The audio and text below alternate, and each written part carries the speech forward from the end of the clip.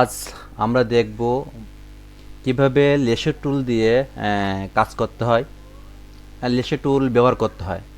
তা প্রথম দেখতে পাচ্ছেন এটা হচ্ছে আমার মানে অ্যাডোবি ফটোশপের উইন্ডো। এখান থেকে যদি আমি নতুন ডকুমেন্ট নিই বা প্রজেক্ট ডকুমেন্ট নিই বা আর্টবোর্ড নিই, তাহলে আমার ক্রিয়েট নিউ নিতে ক্লিক করতে হবে। ক্রিয়েট নিউতে ক্লিক করার পরে নিউ ডকুমেন্টের যে পপ আপ এরকম একটা পপ আপ আসবে নিউ ডকুমেন্টের।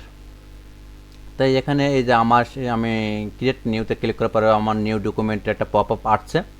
আসার পরে গত ভিডিওটা আপনারা দেখছেন যে কীভাবে প্রজেক্টের নেম সেট করতে হয়, কীভাবে উইথ, কীভাবে হাইট, কীভাবে পিক্সেলস, কীভাবে রেজুলেশন সেট করতে হয়। তা আমি সেভাবে একটা আমি সাইজ নিব। প্রথম আমি প্রজেক্ট নেম নিব। তো প্রজেক্ট নেম যেহেতু আমি গতকাল দেখিয়েছিলাম গ্রাফিক্স ডিজাইন ফটোশপের মানে প্রথম টুলস দেখিয়েছিলাম, আজকে দ্বিতীয় টুলস দেখাবো। তাই এখানে আমি গ্রাফিক্সের ডিজাইন গ্রাফিক্সের ডিজাইন ফটোশপ পিএস কয় নাম্বার 2 নাম্বার জিডি মানে গ্রাফিক্স ডিজাইন ফটোশপের 2 নাম্বার আমি টুলসটা দেখাবো। এখানে উইথ বা হাইট আপনারা বুঝতেই পারছেন বিষয়টা। তা আমি এটা নিলাম, আমি যেটা আছে আমি সেটাই নিলাম। এখানে 1000 আছে, 1000 আছে, এখানে 800 আছে।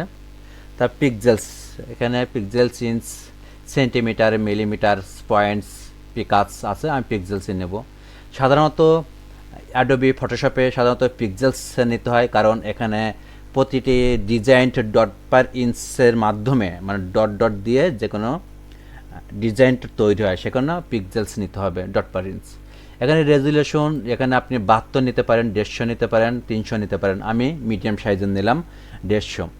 নেওয়ার পর এখানে যে কালার মোড, গতকাল আমি বিষয়টা জানিয়েছিলাম।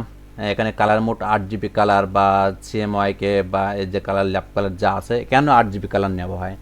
সাধারণত আমার ফটোশপ ডিজাইনটা মূলত গ্রাফিক্স ডিজাইনটা মূলত আমার হচ্ছে দুইটি ভাবে হয়। একটা হচ্ছে অনলাইন বা ডিজিটাল মিডিয়া, আর একটা হচ্ছে প্রিন্টেড মিডিয়া। তা আমি ফেসবুক কিংবা ইনস্টাগ্রাম বা যেগুলো আমি ব্যবহার করব, পোস্ট করার জন্য ব্যবহার করব, সেটা হচ্ছে ডিজিটাল মিডিয়া। এই ফটোশপ ডিজাইনটা করা হয় মূলত এইসব ডিজিটাল মিডিয়ার জন্য। তা আমি ডিজিটাল মিডিয়ার ক্ষেত্রে যে কালার মোডটা থাকে, এই কালার মোডটা 8GB কালার নিতে হয়। আমি এখানে 8GB কালারটা সিলেক্ট করলাম। তারপরে যে অ্যাডভান্স অপশনে যেটা আপনাকে জানিয়েছিলাম যে এখানে RGB সিলেক্ট করতে হবে। এখানে বিভিন্ন অপশন আছে। এখানে RGB আমি এখানটা সিলেক্ট করলাম। করার পরে আমি ক্রিয়েটে ক্লিক করলাম। ক্লিক করার পরে দেখেন আমার যে মানে আর্টবোর্ডের যে উইন্ডোটা, সে নিউ ডকুমেন্টের আর্টবোর্ডের যে উইন্ডোটা, সেটা আমার চলে আসলো। এখানে আমার আর্টবোর্ডের যে ব্যাকগ্রাউন্ড কালারটা আমার হোয়াইট আছে, এটা আমি কালার চেঞ্জ করতে পারি চাইলে আমি কালার চেঞ্জ করতে পারি। তাই এখানে আমি কালারটা চেঞ্জ করব। কালারটা চেঞ্জ করার জন্য আমাকে যেতে হবে, মনে করেন আমি কি কালার নেব। মনে করেন যে আমি এখান থেকে যে কোনো একটা কালার বা হলুদ কালার বা কালার নিলাম। এখানে আমি একটা কমলা কালার নিই, একটা কালার নিলাম। কালার নেওয়ার পরে ওকে চাপলাম। ওয়ালটা ব্যাক স্পেস। তারপরে যদি আমি পিছনের মানে এই যে দেখতে পাচ্ছেন যে পিঙ্ক কালার, এই পিঙ্ক কালারটা যদি নিতে চাই, মানে ব্যাকগ্রাউন্ড কালার নিতে গেলে আমার হচ্ছে কি নিতে হবে, কন্ট্রোল ব্যাক স্পেস। প্রত্যেক অবজেক্টের জন্য আমার একটা করে লেয়ার নিতে হবে, তাই এখানে আমি যে বলেছিলাম যে লেসো টুলটা মূলত ইউজ করা হয় নিজের মনের মতো আকৃতি স্বরূপ দেওয়ার জন্য। ঠিক আছে, তাই লেসো টুলটা যেখান থেকে একটা বিষয় আছে, লেসো টুলটা যেখান থেকে শুরু করবেন ঠিক সেখানে এসে শেষ করতে হবে। তা আমি সেইভাবে করলাম। আমি আমার নিজের মতো করে আমি পাহাড় নিলাম, একটা আমি আকৃতি আঁকালাম নিজের মতো করে। আপনারাও নিজের মতো করে আঁকায় যেখান থেকে শুরু করবেন ঠিক সেখানে যে শেষ করবেন, এটা হচ্ছে লেসো টুলের একটা বৈশিষ্ট্য। আমি শেষ করলাম।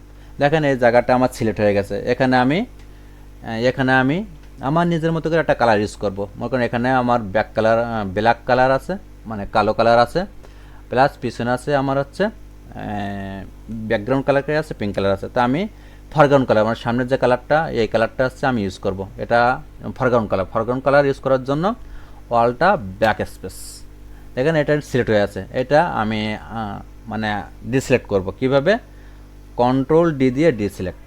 দেখেন আমার একটা আকৃতি, নিজের মতো করে আকৃতি আমার হয়ে গেছে, নিজের মতো করে একটা আকৃতি হয়ে গেছে। তারপরে আমি আরেকটা অবজেক্ট নিব।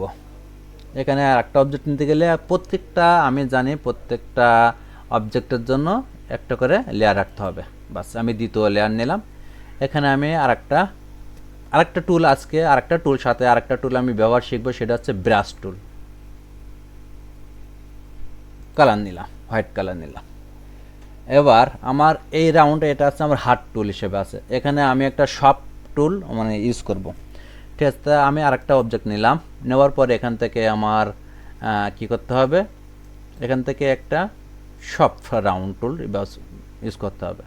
তাহলে এখানে আমি ক্লিক করবো, সে মানে আগের মতো এইভাবে আমি ইউজ করব, এখানটায় মাঝখানে বরাবর মানে সেন্টার বরাবর ইউজ করব। যদি এখানে আমার ডাইমেনশনটা একটু বড় করতে হবে, বেশ দেখছেন মানে আমার মনে হচ্ছে যে কিছু মানে বিচ্ছুরণ ঘটছে, মানে সাদা যে ফোকাসটা এটা বিচ্ছুরণ ঘটছে। তারপরে এখানে আমি কি করব, আমি আরেকটা লেয়ার নেব। এখানে লেয়ার আমি আরেকটা লেয়ার নিলাম। নেওয়ার পরে এখানে দেখেন আমার ব্রাশ টুল আছে। ব্রাশ টুলটা মূলত ইউজ করা হয় বিভিন্ন মানে আকৃতি বা এটা হচ্ছে তৈরি করা থাকে, সেই ব্রাশ টুলটা ইউজ করে আমার হচ্ছে নিতে হয়। ব্রাশে ক্লিক করে লেয়ার নাম্বার 4 দিয়ে আমি এখানে ক্লিক করলাম। এই যে দেখেন, ঠিক আছে, এটা বাস আমাকে সুন্দরভাবে এটা হচ্ছে সাজাতে হবে, না সাজালে আপনারা বুঝতে পারবেন না। হ্যাঁ, এই যে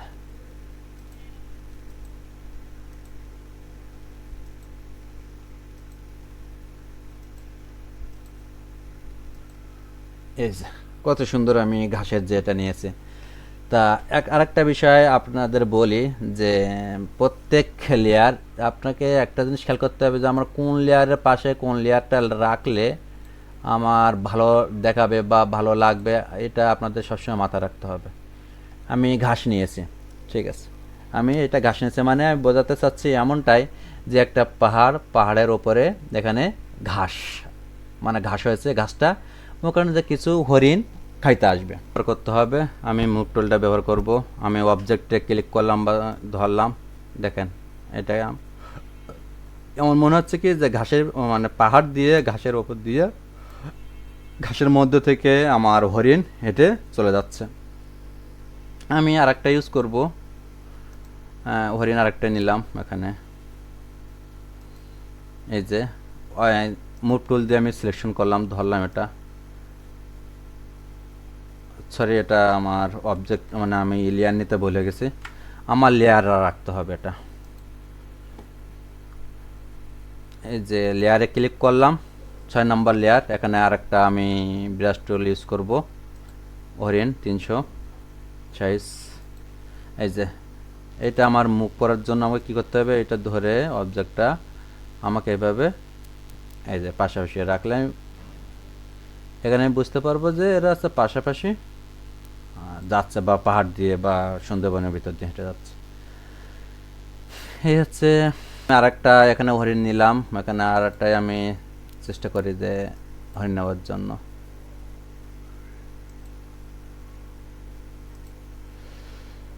এখানে ক্লিক করলাম, তাহলে এখানে কালারটা চেঞ্জ করলাম। আমি কালারটা আগে চেঞ্জ করতে হবে, ব্ল্যাক কালার রাখলাম।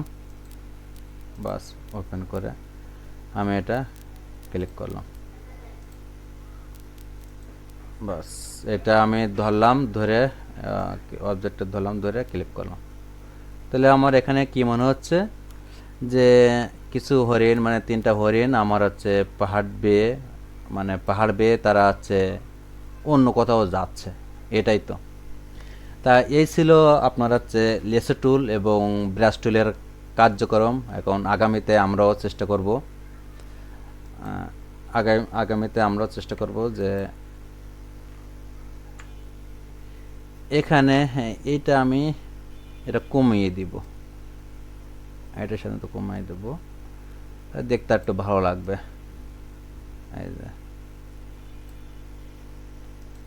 এটা কমাই দিলাম।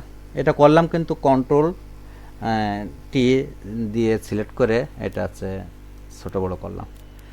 এই ছিল ব্রাশ টুলের কাজ। এখন এই ডিজাইনটা আমরা হচ্ছে জেপিজি মোডে আমরা নিয়ে আসবো। তো প্রথম কি করব, এখানে ফাইল থেকে ফাইল ক্লিক করে এখান থেকেও নিয়ে আসতে পারি, এখানে সেভ দিয়ে ক্লিক করে আনতে পারি, এখানে সেভ দিয়ে নিয়ে আসতে পারবো। আবার যদি কন্ট্রোল এস দিই, কন্ট্রোল এস দেখেন একই পপ আপ চলে আসলো। তো এখানে আমি সেভ দিব। এখানে আমার লোকেশনটা দেখে নিতে হবে যে আসলে আমি কোন লোকেশনে রাখতে যাচ্ছি। ঠিক আছে, এখানে আমার গ্রাফিক্স ডিজাইন এর আমি আজকে 2 নিয়েছি, সেহেতু আমি এটাই রাখতে চাচ্ছি। আমি এখানে একটা ফোল্ডার ক্রিয়েট করলাম, করার পরে ফোল্ডারটার নাম দিয়ে দিলাম। দেওয়ার পরে আমি এই ফোল্ডারটা সিলেক্ট করলাম, করার পরে ওপেন করার পরে সেভ দিলে আমার ওখানে আমার হচ্ছে সেভ হয়ে যাবে। এখন দেখি আমার সেভ হয়েছে কিনা। এই যে সেভ হয়েছে। এখন এই ডিজাইনটা আমার হচ্ছে জেপিজি মোডে নিয়ে আসতে হবে। তাই জেপিজি মোডে আনার জন্য আমাকে এক্সপোর্ট করতে হবে। এক্সপোর্ট করার জন্য আমাদের ফাইল থেকে এক্সপোর্টে আসতে হবে। এক্সপোর্ট থেকে এক্সপোর্ট অ্যাজে ক্লিক করলাম। ক্লিক করার পরে আমার এই ফাইলটা কি মোডে সেভ আছে, এখানে দেখেন পিএনজি মোডে সেভ আছে, এখানেও পিএনজি মোডে। এখানে আমাদের পিএনজি মোডে, এখানে আমাদের রাখতে হবে জেপিজি মোডে। তাহলে এখানে জেপিজি মোডে রাখার জন্য আমার এখান থেকে সিলেক্ট করতে হবে, যেখানে এখানে কোন মোডে রাখবো সেটা আসছে এই জেপিজি মোড। জেপিজি মোডে ক্লিক করলাম, করার পরে আদার্স এখানে আর সব ঠিক আছে কিনা দেখে নিতে হবে। দেখার পরে এক্সপোর্ট অলে ক্লিক করতে হবে। ক্লিক করার পরে এখানে আমার জেপিজি মোডটা আমার এখানে আমার ইমেজ হিসেবে চলে আসবে। সেভ দিলে চলে আসবে। সেভ দেওয়ার পরে চলে আসছে। এখন আমি দেখব আমার এই ডিজাইনটা আমার ওখানে সেভ হয়ে আসছে কিনা।